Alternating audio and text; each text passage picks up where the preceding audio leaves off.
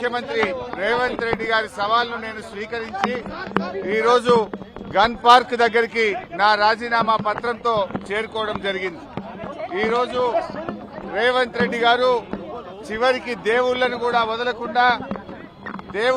వదలకుండా ఆయన ప్రమాణాలు చేసి ఈ రాష్ట్ర ప్రజల్ని మళ్లీ ఒకసారి మోసపుచ్చాలని ప్రయత్నం చేస్తా ఉన్నారు. అందుకే ఈరోజు నేను ముఖ్యమంత్రి గారికి ఒకటే అడుగుతా ఉన్నాను, నిజంగా మీరు ప్రజలకిచ్చిన హామీలు అమలు చేసేది నిజమైతే గన్ పార్క్ దగ్గరికి రండి.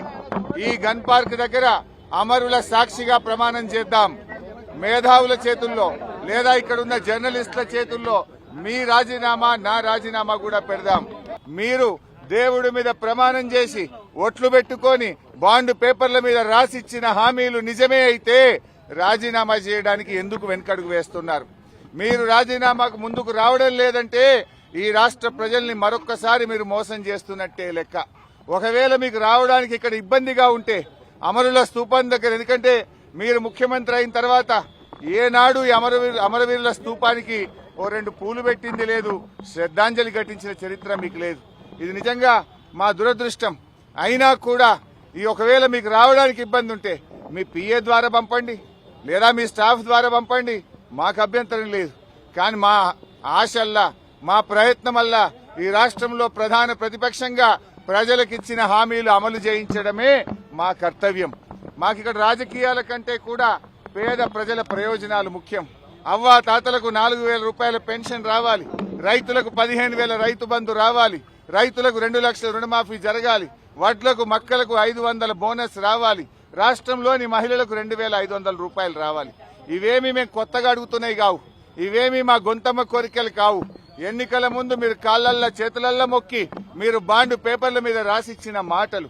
స్వయంగా సోనియా గాంధీ గారు రాష్ట్ర ప్రజలకు లేఖ రాశారు. ఈ 6 గ్యారంటీలను 100 రోజుల్లో అమలు చేయించే బాధ్యత మాది అని స్వయంగా సోనియా గాంధీ గారే రాష్ట్ర ప్రజలకు లేఖ రాశారు. అందువల్ల ఈ రాష్ట్ర ప్రజలకు మీరిచ్చిన హామీలు అమలు చేయమని అడుగుతున్నాం. ముందు బేషరతుగా మీరు క్షమాపణ చెప్పాలి. ఎందుకంటే డిసెంబర్ 9న తొలి సంతకం 6 గ్యారంటీల మీద పెడతామని, రుణమాఫీ మీద పెడతామని మాట తప్పినందుకు ముందు క్షమాపణ చెప్పండి. ఇకనైనా ఆగస్టు 15 అమలు చేస్తే మాకు సంతోషం.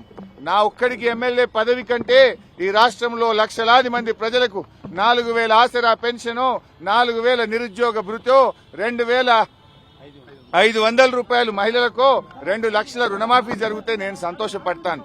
5 ఏళ్లు నాకు పదవిలో లేకపోయినా కూడా రాష్ట్ర ప్రజలకు మేలు జరిగితే నాకు అంతకంటే ఆనందం ఇంకోటి ఉండదు. అందువల్ల నేను రాజకీయాలకు అతీతంగా స్వచ్ఛందంగా ముందుకొచ్చాను. నేను స్పీకర్ ఫార్మెట్ లో కూడా నా లెటర్ ఇవ్వడానికి నేను సిద్ధంగా ఉన్నా. ఇవాళ నీ డిమాండ్లను ఇవాళ ఇక్కడుండే జర్నలిస్టుల చేతిలోనే నా రాజీనామా పత్రాన్ని పెట్టి వెళ్తా ఉన్నా. స్పీకర్ ఫార్మెట్ లో రాజీనామా ఆమోదించుకొని పదవికి దూరంగా ఉండడానికి నేను సిద్ధం. కానీ నువ్వు మరి ప్రజలకిచ్చిన మాట నిలబెట్టుకోవాలని కోరుతా ఉన్నా.